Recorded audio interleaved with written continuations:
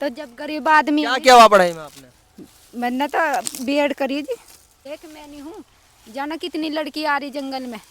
चुनाव का जो माहौल है वो तो लगातार जारी है। हालांकि आज हम ग्राउंड रिपोर्ट पर थे। अब मैं आपको बात अभी मौजूद है मुजफ्फरनगर लोकसभा सीट का ये क्षेत्र पड़ता है और ईख पर यहाँ पर लोग काम कर रहे थे।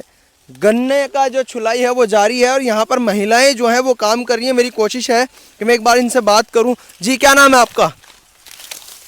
देवेंद्रा जी। देवेंद्रा, तो यहाँ पर आप काम कर रहे हो, मैं पहले तो यही सवाल कर लेता हूँ, ये काम करके आपको कितना कमा लेते हो आप? कुछ नहीं कमाए जा रहा जी।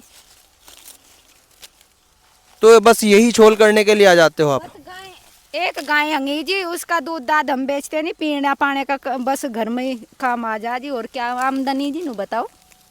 पढ़ाई लिखाई तो आपने करी होगी? करी। तो जब गरीब आदमी क्या क्या हुआ पढ़ाई में आपने? मैंने तो बीएड करी जी।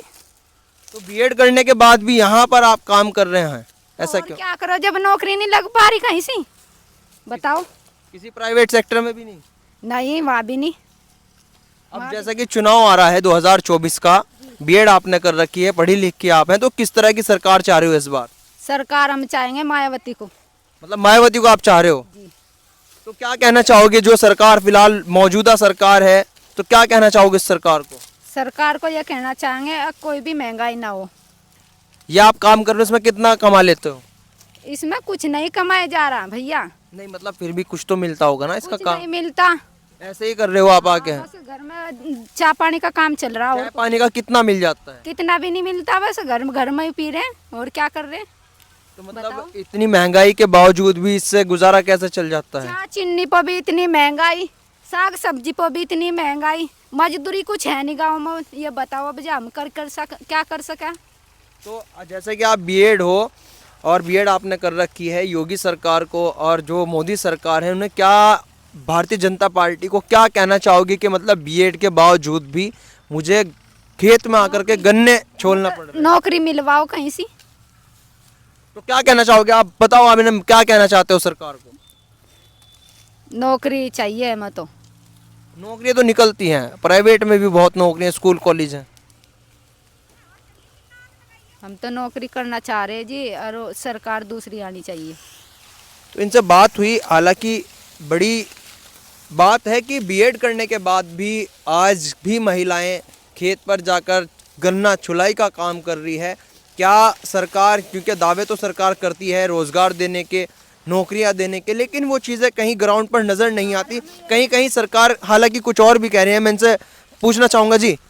12 में नहीं जा सकते जी, सारी जगह महंगाई हो रही है, इसलिए हम कुछ कर नहीं पा रहे जी। कुछ ना कुछ तो रोजगार होना चाहिए सभी के लिए। एक मैं नहीं हूँ, जाना कितनी लड़की आ रही जंगल में, मैं नहीं हूँ इतनी, मतलब और भी आ रही है। यहाँ पे भी मौजूद है कोई जो पढ़ी हुई हो? अब तो हाँ है तो, पर मगर दूसरे खेत में मिलेगी।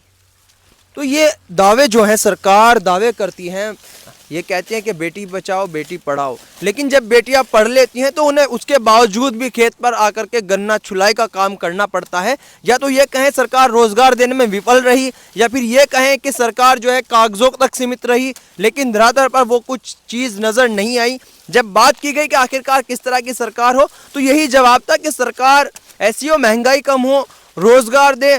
सीधा सीधा से एक पूछा गया कि किस तरीके का नेता हो, तो जवाब था कि मायावती। हालांकि अब देखना यह है कि मायावती चुनाव तो लड़ रही हैं अपनी पार्टी के साथ, लेकिन क्या इन महिलाओं, इन जो बेटी बचाओ बेटी पढ़ाओ का जो नारा है कितना सक्सेस हुआ है, क्या उसका रुझान है, ये चीज़ देख करके तो लगता है कि शायद वो चीज़ नारों तक सीमित रह गई या फिर कहीं कागजों या योजनाओं में सीमित रह गई, लेकिन ग्राउंड पर नज़र नहीं आई।